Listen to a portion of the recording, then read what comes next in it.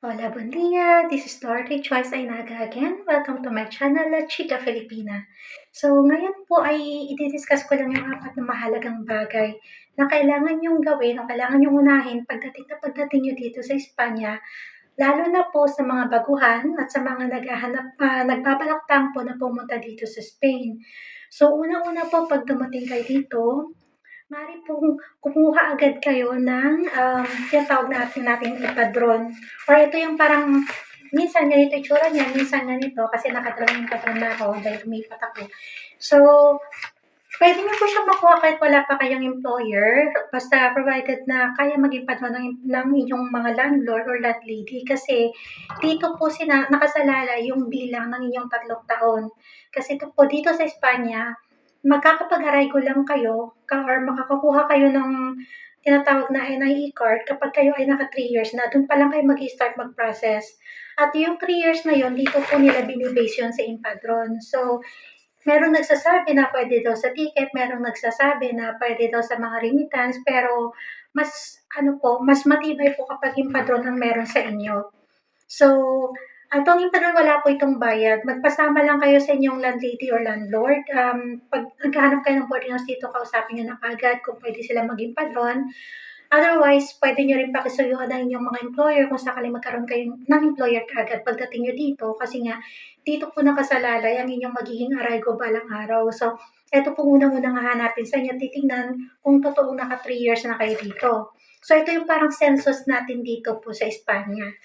Pangalawa po ay yung tinatawag na Katsalud or Salud. Salud means health, ito yung card na yun.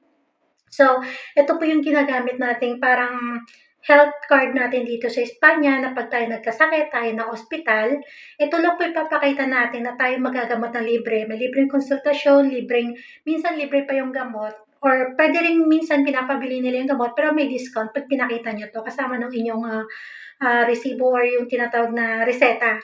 So, eto po, wala rin po itong bayad. Ang dadalhin niyo lang kaya inuna ko itong impadron dahil ang dadalhin niyo doon ay yung inyong impadron at ang inyong passport.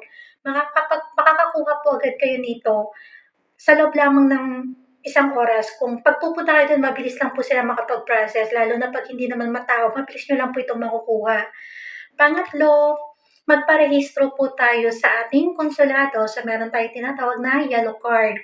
So, ito naman po yung basehan ng, ah, bilang ng mga Pilipino dito, ng mga manggagawa dito at ito rin po yung, ipapakita natin sa kanila sakaling manghingi tayo ng tulong balang araw sa konsulado, hindi pa natin hiningi, may mangyari sa'tin.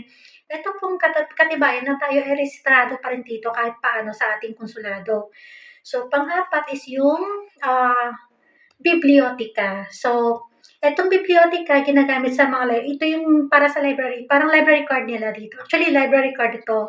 So, puwede tayong manghiram ng books or ng mga movie, ah, paraphernalias kung kasi, ito ay for learnings din. So, ngayon sa ang pagkakaintindi ko kasi pagka tayo kukuha ng citizenship balang araw may mga exam tayo, may mga kailangan tayong, pag-aralan para masagot natin yung kung ano man yung mga exam na yun.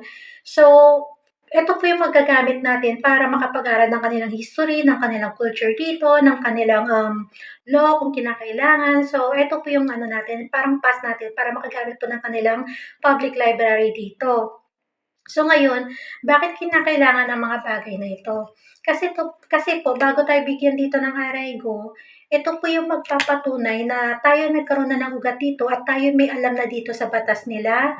Alam na natin yung mga dapat nating puntahan kung sakaling may mga emerhensya tayo at, katibayan po na, tayo ay magiging mabuting citizen din kung sakali dito dahil kahit yung mga citizen nila may mga ganito po talaga lahat. So, parang in obedience lang din po sa batas nila dito kaya kailangan nating i-comply din yung mga ganitong bagay. So, ito po ay wala pong bayad kahit alin dito po, wala po tayong binabayaran. Actually, libre pa yung mga lamination ng mga ito except lang po sa Philippine Consulate card kami nagpa-laminate nito. Pero more or less wala po tayong gagastusin talaga, time lang po. Actually, ang apat nito kayang-kaya po nating makuha in just one day kung tuloy-tuloy natin pupuntahan. Kasi dati nagpapasita pa sila or tinatawag na nagpapa-schedule, pero ngayon hindi na po kailangan ng schedule. Bitbitin niyo lang yung passport niyo at saka yung empadron niyo na unang-unang kukunin niyo, and then maa-avail niyo na po lahat ng tatlong ito.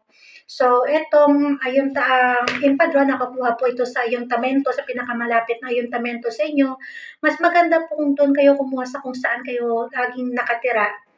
Kasi, yung pagkasakaling kukuha kayo ng katsalot, kung saan po kayo naka-empadron, do'n din kayo magkakatsalot. So ngayon, ang mangyayari kapag kayo nagkasakit o kayo kailangang isugod sa ospital, kung saan yung mga ganito niyo, do'n din kayo pupunta. So do'n kayo magpapakonsulta. So para hindi na po kalalayo ng travel or magbabiyahe ng malayo. So kung nagbabalak kayo na dito sa Barcelona, na dito mag-stay sa Barcelona, dito po kayo kumuha ng mga empadron niyo, or kung magbabalak kayo dun sa Spain, sa Madrid, dun po kayo sa Madrid kumuha din. So, para less hassle din po, hindi niyo na kailangang bumiyahe ng malayo kung sakasakaling kailangan niyo ng pakonsulta o kailangan niyong gumamit ng kanilang facilities.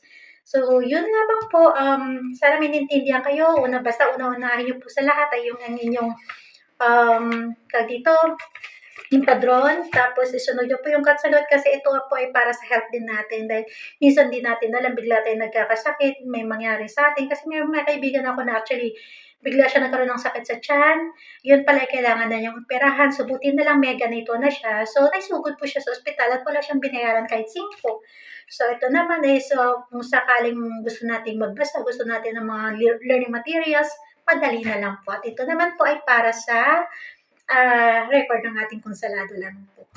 At yun, kung sakali man po kailangan natin ng tulong ng konsulado, at least alam nila po na tayo ay miyembro din po nila dito. So, yun lamang. Salamat sa panonood, at please to subscribe. Feel free to subscribe my channel for the next information. Thank you and have a great day.